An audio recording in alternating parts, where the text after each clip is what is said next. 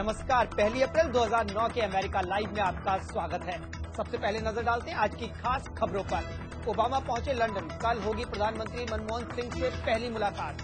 Bharat, America और Israel कर रहे हैं एक ही दुश्मन का सामना, कहा अमेरिकी सांसद ने। खराब आर्थिक हालात में भी कुछ लोगों को मिल रहा है H-1B वीजा। वॉशिंगटन से मैं हूं वॉइस ऑफ अमेरिका का दीपक दोभाट। अब खबरें विस्तार से। दुनिया की वित्त राजधानी कहे जाने वाले लंदन में कल G20 देशों के नेता इस सवाल का जवाब ढूंढेंगे कि मौजूदा आर्थिक संकट से कैसे निकला जाए।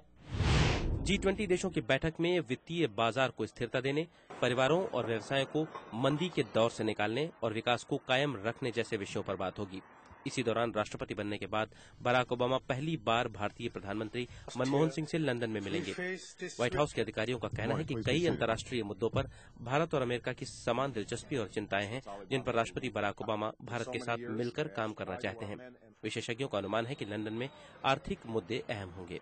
ओबामा और मनमोहन सिंह के बीच में जो बातचीत है वो बिल्कुल इकोनॉमिक इश्यूज पर होगी, लेकिन बहुत सारे दूसरे यूएस और इंडियन ऑफिशियल्स जा रहे हैं जो कि बिल्कुल अफगानिस्तान की नई नीति पर भी बातचीत करेंगे।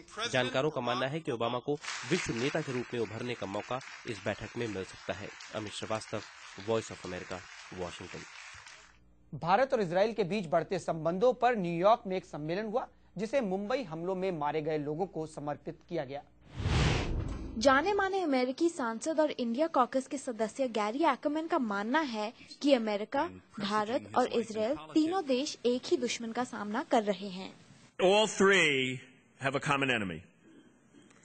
So while it is against the violent Islamic extremism that the community... तीनों देशों का एक ही दुश्मन है। तीनों का ही ध्यान इस्लामी आतंकवाद से लड़ने में लगा है और इस लंबी और गाढ़ी दोस्ती की वजह समान लोकतांत्रिक मूल्यों का होना है। भारत और इजराइल के बीच बढ़ते सहयोग का एक कारण है भारत और इजराइल में मौजूद यहूदी और भारतीय समुदाय। भारत में कभी भी इस समुदाय के खिलाफ हिंसा नहीं हुई और यही वजह है कि यहूदियों के मन में भारत के लिए अच्छी भावना है। 2008 में इजराइल ने भारत के साथ $3.5 अरब के रक्षा उपकरणों का सौदा किया और आज इजराइल भारत का सबसे बड़ा रक्षा उपकरणों का सप्लायर है। Shanali Sen, voice of America, New York. 1 अप्रैल से H-1B वीजा के लिए आवेदन शुरू होता है। आर्थिक मंदी के बावजूद इस साल कुछ लोग हैं जिनकी H-1B वीजा की एप्लीकेशन भरी जा रही है। IIT से पढ़े सॉफ्टवेयर इंजीनियर शिशिर 3 साल भारत में काम करके कैलिफोर्निया आए कंप्यूटर साइंस में मास्टर्स की डिग्री हासिल करने। अभी उनकी पढ़ाई खत्म ही हो रही थी कि आर्थिक मंदी के बादल हर तरफ छाने लगे। ऐसे में नौकरी मिलना और अमेरिका में काम कर पाने के लिए H-1B वीजा मिलना दोनों ही बेहद मुश्किल लग रहे थे। लेकिन शिशिर को सिलिकॉन वैली की एक कंपनी में अच्छा काम मिला और उनकी H-1B वीजा की एप्लीकेशन भी भरी जा चुकी है।